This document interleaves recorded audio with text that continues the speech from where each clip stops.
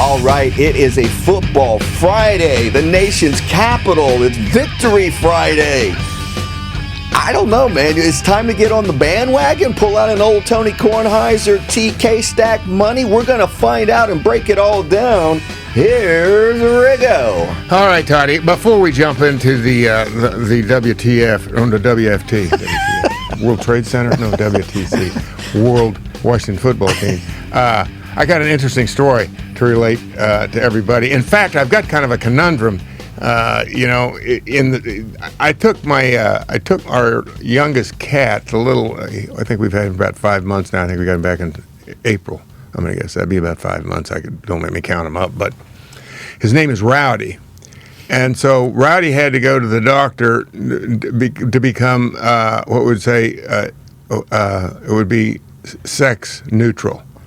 So he had a little, he's in between. A little neuterization? Exactly. He's part of the LBGT crew right now. I'm guessing, because I think that he would be, what do you call that he's sexually... A eunuch? Yes, but what do they call it? Also somebody that doesn't, I mean, he might still think he's a boy. I don't know. Maybe he thinks he's a girl now. It depends how he identifies That's my point. On a given day. That's my point. He doesn't know about cats are temperamental. Let's just say he's gone through some changes.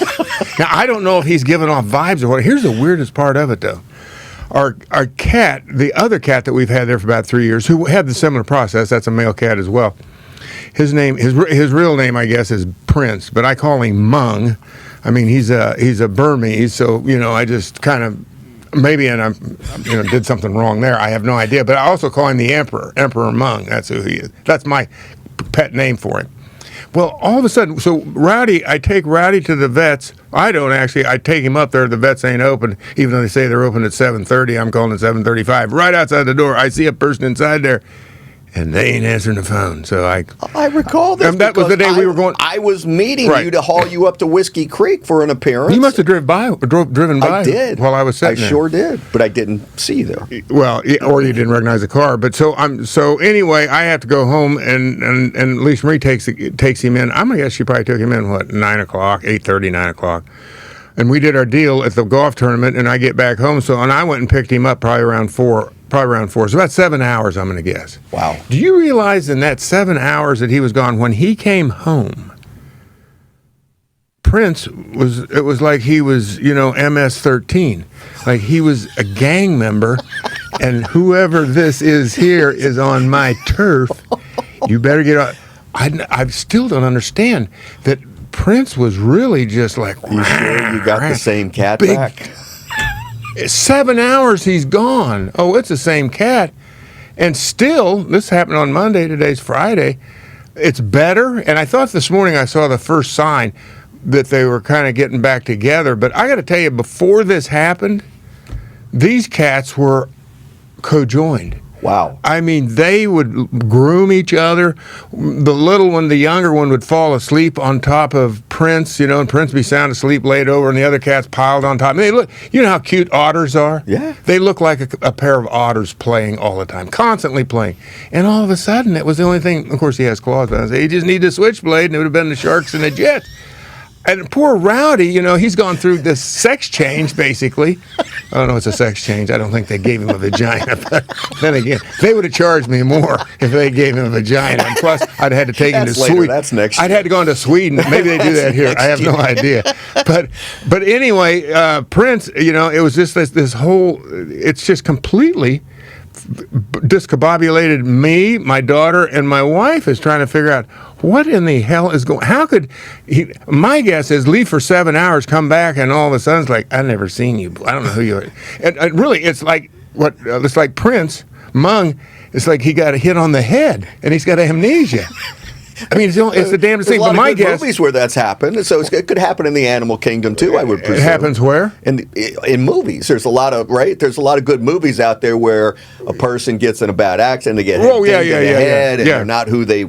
Well, I don't think that happened, but I mean, to me, if anybody's got an idea, please share it with us, because I've got no clue as to why this all of a sudden there was an inimical. I mean, that was Monday, John. Today's Friday, right? And they're just like I said. he's over there still smoking cigarettes, tatted up, and yeah, now if he has a teardrop around his eye, you got a bigger problem.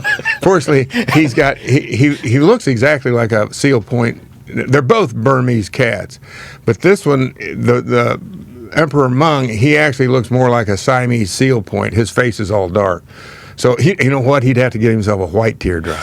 If he did a white teardrop, that would be scary. Loco, man. Yeah. Maybe he's really taking this emperor thing to another level and said, I ain't called him the emperor in a couple 3 weeks. I don't know. I'm thinking that he might have forgotten about that. But yeah, I thought that was kind of weird. The other thing is my yard. I had it basically beat it back. You know, there was for the longest time. The grass was not mowed for a month. Not mowed for a month. And I went out there a week ago, I think it was, or no, a Thursday. It was yesterday, a week ago Thursday, and I mowed it for the first time. Well, when I mowed it, I mowed it, put the mower at the highest height I could, and literally, if you looked out there, because I go down one way and turn around and come back the other way, and the way the mower shoots the grass, it literally, and I grew up on the farm, I didn't grow up on the farm, but was around farmers to put up hay, it literally looked like that somebody had come in there and windrowed my so that you could bring a baler in and bale this stuff. You were like one of those. Absolutely. What it calls when you're carving in the crops and you could have done a nice design. Oh, you got M. Night Shyamalan or whatever he does. Yeah, well, actually, you could have easily. There's no question about it. I mean, seriously, you could have taken some hay off that. Tell you the truth, and without letting the proverbial cat out of the bag. You like how I did that? We got some exciting announcement with the company. We're going to partner up with it. I know you've been down. I was kind of heading down that way anyway. Well, we're going to save it and we'll let the cat completely out of the bag. But let's just say, I've never seen your yard like this, and looking the way that it has with some of the applications and treatments that you have used that we're going to get into and really help people out in gardening. I think so. In lawn and turf care and otherwise. Yeah. But how many times did you have to mow that to get it? I've mowed it 3 times so far. Within like every 2 days, I'll mow it again because I got to give it a rest, and you're only supposed to take a third of the blade off each time you go. So I've mowed it 3 times, give you an idea how tall it started. But what I had to do the second mowing, was actually to put on the bagger because they're going to reseed, and I had to put the bagger on to go ahead and pick up and take. I mean, I had a truckload of grass to take out to the transfer station, and I did that on Wednesday, and then so I figured I would mow yesterday. For one thing led to another, and by the time I was getting ready to mow, it looked like somebody was pouring water out of a 5-gallon bucket with the rain that we had, and now it's raining today. So now I'm thinking, well, the grass is going to grow. So it's like, you get to a point where you just feel like you're treading water because the grass will grow up. So I can only take so much of it. So then, in other words, it's added probably another mowing to get it down to the height that needs to be. I got to figure to get it to the height it needs to be to reseed, I probably got to mow it 3 more times. Now, fortunately, it only takes about 45 minutes to mow it. But I'll have to bag it each and every time, which is a pain in the rear end. But jeez, yeah, and I got to tell you, when I went out there, and so I went and I picked up all that grass, and you could go one path. It's like 60 feet, 70 feet width. So you'd go down 70 feet. You might be able to get halfway back. You'd have to pull the bagger off and go dump it. So it was really a slow process, and one I'm not looking forward to doing. But the grass looks pretty good, to tell you the truth. So, I mean, go figure. And it has, I think, a little bit to do with one of those treatments I gave it. Yeah, it does look amazing. Okay, enough of the chit-chat, the small talk.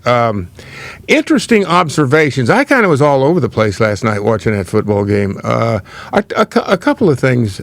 It's kind of weird how you look at a season, and before the season starts, you've got an idea of, based on what last year and what you think you've added to the team, right, and how, where the strengths are and the weaknesses.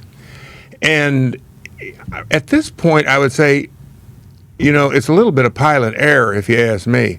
Let's start with the quarterback position. I honestly believe, I've thought this, and I'm thinking, and based on the playoff game from last year, it's ye of little faith, basically. My beliefs are they went out and they got Fitzmagic. Fitzmagic is a brand. Yeah. And so this is where it comes from. So in other words, you're looking perhaps at, and all the changes and all the additions in the scouting department or scouting or personnel departments and all this stuff. And I got a feeling, and this is what was kind of weird the year before, because they were pushed into doing something the year before with a rookie that was not ready, and clearly they knew wasn't ready. I got to believe they knew that. Oh, sure. But were forced into playing him. No question. So much for the independent operations of different departments out there.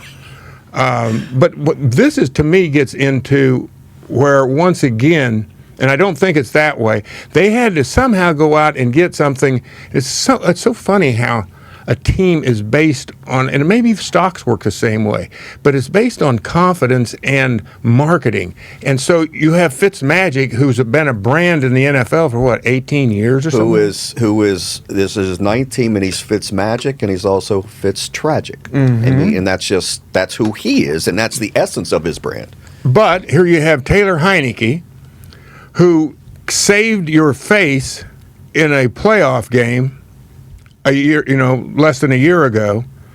Really, you go, how did he do it?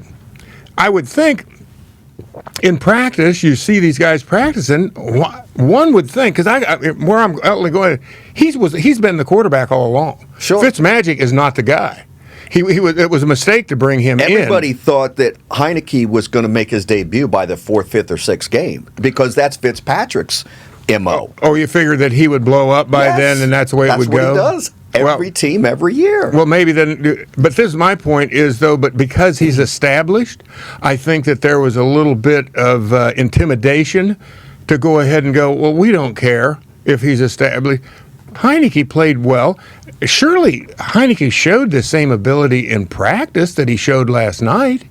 Why wouldn't you see that? Which is what he did with the Tampa game, right? It's clearly. This guy weird, came off the. I don't think you can overstate what he did in that. You cannot as far as NFL games go, as individuals, of all the thousands of games that's been played in the last 100 years in NFL, Taylor Heinicke's playoff game, for what he did.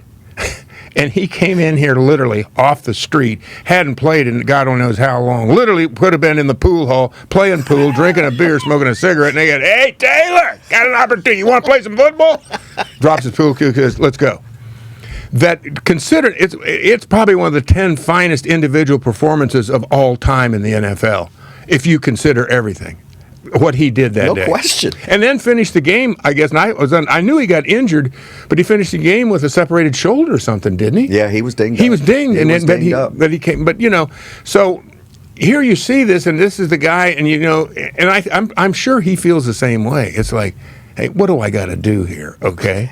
And I got nothing to lose. Because that's basically what I read into what he said after the game. It's like, I kind of feel like I've earned the right to be the starter now. And so I'm saying here is that the lack of courage, the lack of pluck from the staff, the offensive side of the football, which I guess is Scott Turner and whoever else, to not go, hey, listen, we're going to be bold here. We're going to start off with a guy that I think will give us a much better chance and more upside as this team grows and goes down the season. Fitzmagic. I mean, and so what I'm saying is, just by dumb luck, this team is fortunate as hell. Fitzmagic gets hurt. Otherwise, he's still playing. The role should have been reversed. Fitzpatrick should have been your break-in emergency glass number 2. Exactly. But because he's Fitzmagic, you can sell Fitzmagic, and you're going to go with that because that was your big. Obviously, you have this what would be you've screwed up with a first-round pick the year before at quarterback. So now all of a sudden you're sitting there. You got no quarterback starting the 2021 season, and what are you going to come up? You got to come up with somebody that's kind of semi-established. I mean, that's the what do you call it? The branding it's the branding, but that's just kind of plain the way the herd travels. That's the way the herd travels. That's not an outlier who's thinking outside the box, going, no, we ain't doing that stuff. And that's where I'm going. No, I don't know. I'm not blown away by some of the personnel decisions that they've made at this point. Yeah. And you told me this about the guy they drafted number 1 as a linebacker. I still haven't heard his name. Have you? No. In 2 games? No. Jamin Davis. He looks stunning. great in the uniform. This is absolutely stunning. I know in the first game, and I didn't catch all of the game. I had an event last night, but I caught all the second half, and asked the guys that I saw after and caught up with and said, who? I mean, I don't. Hang on. I got the defensive stats here. Let's see what he did. Mr. Davis. He had 3 tackles and 1 assist.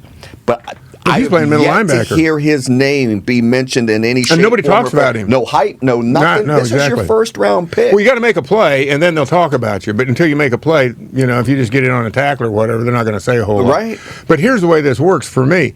So you have, you got your quarterback spot. All right, let's go to the obvious white elephant, right? That's the defense. I mean, if you look at, I added it up, and I imagine you could throw on 3 more points if you wanted. In other words, of course, no, that wouldn't work because I'm going to say if you the Hoffman or the Hopkins miss field goal and then the retry to win the game, I was going to say there's 3 points that they were given by the Giants, but there's 11 points that you could pretty much say that they were in a position to take off. I still don't understand that. I had the sound off. How did they explain that holding call on the touchdown run? I don't know. Okay. Oh, you didn't get to see that at that point in time. So you're like me. So I watched it a couple times going, who was holding who? It didn't. But anyway, the point is that there was a touchdown. There's 4 more points, and then the drop. That's 11 points. Well, if you add that up, that's 40 points against this defense by the New York Giants. Right. And Daniel Jones, right, who really started to look like a really big league quarterback as the game went on. I thought Washington did a good job of rushing him and harassed him a little bit in the very beginning. But this is where, so I guess I think I've kind of set this up. So you go into this season thinking it's defense. We got a defense and offense. Offense is the big question mark, and all we heard by all the pundits and people that are supposed to know. We knew our Lion Eyes last year at a 7-9 football team that was terrible in third down. Never had the big stops when needed and necessary. Mm-hmm. Damn near every game. Statistically, they shined in certain categories, but it did when it didn't really matter. And once again, go to the marketing aspect. You have 4 first-round draft picks. That's your defensive line. Four, and that just automatically 4 first-round. And honestly, I mean, because at least I can be objective, but I got to tell you, when you hear that, you just assume these guys are super bad. And not just that, 2 from Alabama, 1 from Ohio State. I mean, this is cream of the crop type stuff. And one who's a freak of nature. Is unbelievable, right? Their college resume is unbelievable. Chase Young in the year that he had last year, taking nothing away from that. But again, so far, they've been stoned. Well, and that's what I guess where I'm going with this. I think at this point, the one thing you got though, they do have some personnel over there, but whatever's going on, why they aren't playing any better than they are, and particularly they kind of saw themselves as that part of the team. I think last year as we actually are the strength of the team, but somehow because that's what everybody's telling you, and so you buy into the hype. But in reality, if you look in the mirror, you go, but not really, because we're not getting it done the way we're supposed to. They're actually the liability. And at the same time, I think you saw the offense. You've seen a flip right now. I'm looking at this team. I'm betting on the offense. I want the offense. You take the defense. Right. The defense is a unit that needs work. And the offense is young and is only going to get better. So you're going to see a flip. Now, can Heinicke keep doing what he's doing? I don't know. But one would think you can. The thing that I think you can't, and this goes back to the playoff game, the thing that you can't get past it, this guy's got ice water in his veins. Yeah. I honestly believe that. I mean, this guy coming off the street, and he's coming back to help a team out, and it's the first round of the playoffs against Tom Brady, and this guy doesn't care. He's completely immune to the hype, and you hear the players talking about how calm he is and reassuring. They love him, and that goes a long way. Is when those 10 other guys believe in the guy that's handling the ball all the time. Well, you guys always said this, for years about Joey T and Mr. Theismann and what a tough competitor is. And you knew Joe could do his job and would do his job. Right, and that's all it's about. And I will tell you, what also impressed me when he threw that really bad interception. Well, it was a bad interception, but then again, he'd been going. Maybe by that time in the game, but it was. I got to go with Aikman. There was a reason, And he would have had to think this out in nanoseconds, figure that out. But there was another player from the Giants that altered, it seemed to me, somehow turned somebody, if you go back and look at that play, that made it where you could see from his perspective when he let go of the ball, he wouldn't have noticed that what had happened. It was just kind of a freak happenstance because the play was there had this not occurred, and it would have maybe been a completion. I don't know, but go ahead. Well, I cut you off. The fact that I guess I'm just all in love with Taylor Heinicke today, so I'm going to defend him no matter what. He's all in. So my point was that was an incredible play. The bar that I was in, it was like everybody just walked away in horror. You could not believe what your eyes saw. Exactly. At that particular moment in the game, you're like, it's over. Because I didn't think that. I didn't think it was over.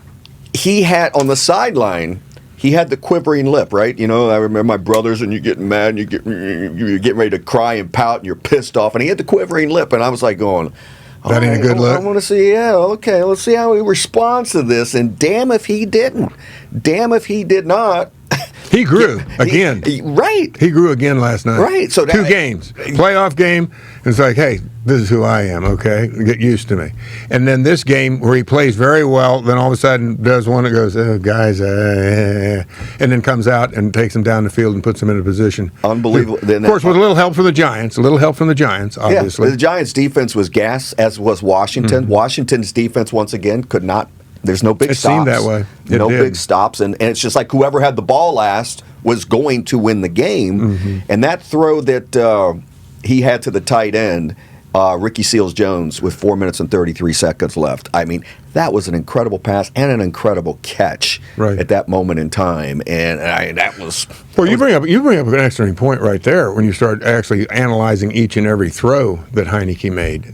And I mean, I never played quarterback. I know, and actually was never really considered a receiver for that matter. But I know when a quarterback leads you into trouble with a football and you get your butt whacked by, where the quarterback doesn't care and it's going to still throw it to you anyway. I want to get rid of it.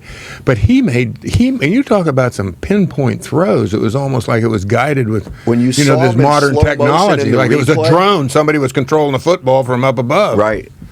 John, you saw it in slow motion and replay with some of those throws where he hit the players in these small, tight windows, and again, without them being exposed or being set up, that we've seen so many times. And also anticipated where they would be. They weren't even quite open when he let go of the ball, and it was right there where they needed to make the catch. And so, anyway, to kind of wrap this up, I thought that, once again, like anything else, it's a victory. Now, down deep when you go to practice that it's like a loss because you were that close. At the same time, you don't have to feel that way because it's like, whew, we came that close. It's kind of like that commercial where the guy, he's fumbling around with his car, and he looks up and he's got an 18-wheeler, and he's right in the middle of it. And then, speaking of that commercial, you might help me with this, but so then the dumbass pulls over and he goes, and he looks back over his shoulder at the truck. It's like, what were you looking over your shoulder at the truck for? Now you're taking your eyes off the road again, dumbass. You know the commercial I'm talking about? It's like, that's bad acting choice right there. Very bad acting choice. No, look back at the truck because you almost got hit by it. It's like, I ain't looking back at the goddamn truck. I'm like, I'm pulling off the side of the road and taking my underwear off and throwing them in the weeds. That's what I'm doing. You got poopy pants. Yes, I would have poopy pants for sure. But no, I think that people are going to be. I think this offense is going to be able to play with some people. The offensive line, they did a decent job. Heinicke, you give Heinicke time, I'm telling you. And I'm thinking, with Scott Turner and his play calling, I thought he did a nice job of play calling. They were able to move the ball around. Heinicke was sacked one time. Yeah, early in the game. It was the very first drive. And he has that wiggle and enough mobility where Fitzpatrick couldn't, which is why Fitzpatrick is hurt. Because he was sitting back there as a statue that he wasn't going to run out any trouble. But this guy also gives you that dimension. Right. The other thing, though, and once again, he kind of escaped this, and so I've got this is bad news, Taylor. Okay, sit down, Taylor. Look me in the eye. Listen to the big guy. Listen to the Hall of Famer. That I kind of felt like that very last play. Second to last play, where he scrambles, he fumbles the ball. That was a fumble. bad. But there was a penalty on the play. I'm thinking, did the Giants? I mean, the Giant. That's like so. That's like as gung ho as I am on Taylor. It's like there's also that part of me that's going. Come on, there kid. was a reason why he was taking finals last year. He was. So you kind of back up in the XFL. And I'm thinking maybe I started out, talking about the lack of courage for the team to not start Taylor last week, and that he was your number one guy. And forget about Fitzmagic. Fitzmagic is the guy that you bring out of the phone booth or wherever, when it's time to come in and do something because we ain't getting it done. But I'm going, well, maybe he had that same thought in the back of his mind as like, guys, there's a reason why he was studying for a final down at William and Mary or wherever it was. Old Dominion. Old Dominion. Old Dominion. Where is Old Dominion? It is in Norfolk. Okay. I get that confused. So I didn't think Old Dominion. I think of Richmond, but Richmond's got the university there. And they may VCU. And DCU, yeah. VCU. VCU. That's what I get that mixed up with. Yeah. Old Dominion. But yeah, I think that right now, once again, you'd kind of have to go. It's going to be an interesting season because you got to believe that this defense has got to get better. I mean, when I say you got to believe, if they don't, then once again it would be back to I Love Lucy. Somebody's got some splaining to do. Yeah. If this defense doesn't improve and become a much better unit than what they are right now, there's no way. Thursday night football, you're showcased. You're the only game in town, and you let this team, and I'm going to say it, put up 40 points on you.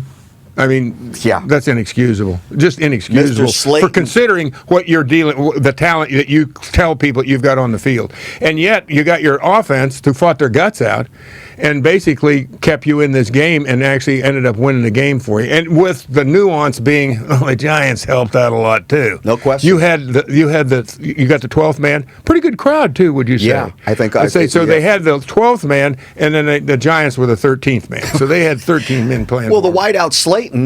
Yeah. Daniel Jones hits him that would have been the ball game. Hits him perfectly in stride, and clearly the Giants, in reading the New York media this morning, and they're like, it's kind of like I'll never forget Ronnie Lott when in the locker room after they lost to you guys in that championship game, and he was so frosted, and I forget what the penalty was, and I tell you what it was a pass interference over on the San Francisco sideline.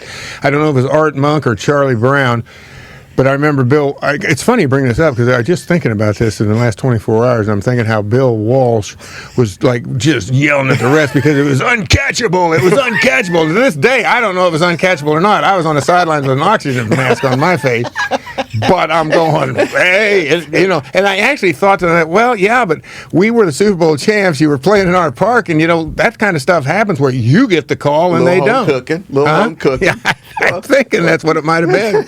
But anyway, you were saying Ronnie Lott. Ronnie Lott in the locker room after the game, and Lott, he was snarling, and he's like, I don't think they're that good because they're not. And they were like, damn. At that point in time, Ronnie Lott was correct. We were just about to really get our comeuppance in 2 weeks. The New York take on things last night that they had the game won, and there was some bonehead. Clearly. Now the new NFL campaign that I know you're a big fan of. You got my back. I got your back. You got. Which I tell you what, I think that really, I sent it to you yesterday. You got my ass. I got my ass. No, you got my ass. No, you don't got my ass. Well, I tell you what, one Dexter Lawrence, he of the offside variety, is going to find out how many people got his back. And then who was the receiver that dropped the Slayton? Slayton, yeah. In other words, he's going to find out how many people got his back as well. There's the 14 or the 10 extra. No, 10, 7 and 3, 10 points that we're talking about. So 11 points. So they've got Washington football team has 10 days now before they play again. Who they got next? They got at Buffalo.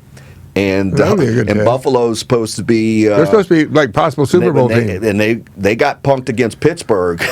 It would shock the football world. We'll see what happens to them this Sunday. So they go on the road for the first time. Then they go to Atlanta. And then you've got Kansas City Chiefs and New Orleans Saints. And so... Well, the Saints think they found their quarterback, I guess, right? Well, what they did to Green Bay, and Jameis finally lighten it up and do what he was hyped up Once again, though, is that a one-off, and then next thing he goes back to being the interception machine? That's right. We'll find out. So you don't really know. We will. And you got to figure Green Bay's better than what they are based on They scored 3 points. 3 points. So we'll see if the golden boy, Mr. Aaron Rodgers, gets his act together. I wouldn't bet against him. I know that. Ultimately, no. Yeah, I mean, the guy's, he's good for it. And I don't think that even though there's been the bad blood between him and the team, I guess, leading up to this point, I think eventually everybody, I mean, you're a performer and, you're Jack Pardee once said this, you're an independent contractor, and it's all true. That you're out there by yourself. Right. And basically it gets down to you do your job and everything's going to be cool. You don't do your job and guess what? You're going to be looking for one because you ain't going to have one here. And I don't need one. Riggo out. Well, I do, but see you next time.